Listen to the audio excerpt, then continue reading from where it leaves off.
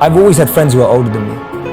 And I could see a lot of them in the most successful careers, successful jobs, beautiful partners, whatever it was. But I saw a sense of lack of fulfillment, meaning and purpose in their lives.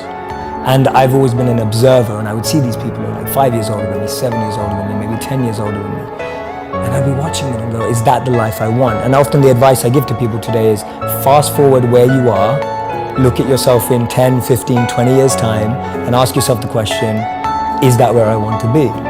If you're in a company, look at the person who's 20 years ahead of you and ask yourself, is that where I want to be? If you're in a startup, look at where other startups have got to in similar roles and go, is that where I want to be?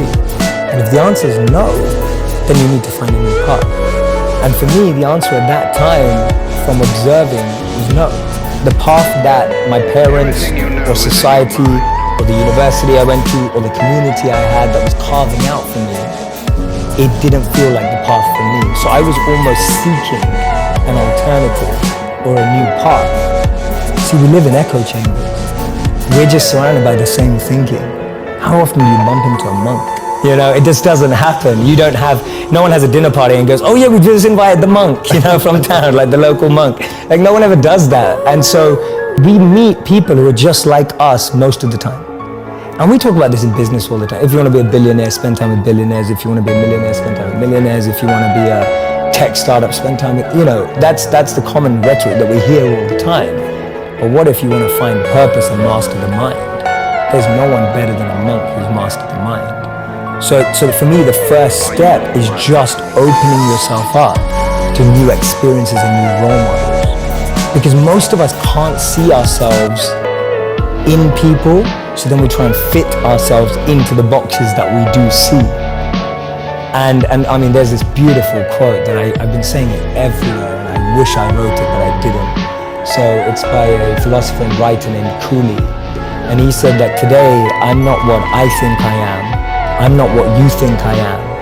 I am what I think you think I am. And just let that blow your mind for a moment. It's so powerful. I'm not what I think I am. I'm not what you think I am. I am what I think you think I am. So we live in this perception of a perception of ourselves. Hence, my identity is made by what my parents think I should be. My identity is made up by what my college or university thinks I should achieve. While you're living in that bubble and that echo chamber, getting to what you really want to do is impossible. Because maybe that just doesn't fit. And I think so many people feel that way today.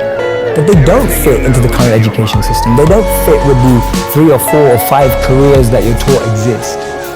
So that process of self-excavation and actualization first requires being exposed. You can't be what you can't see. If I never saw a monk, I would never have wanted to be a monk. If I never meet a billionaire, I wouldn't want to be one. Because I wouldn't know what that feels like. I don't know what it looks like. I don't know what it takes. And I think that's the biggest challenge of our society, that we're not exposed.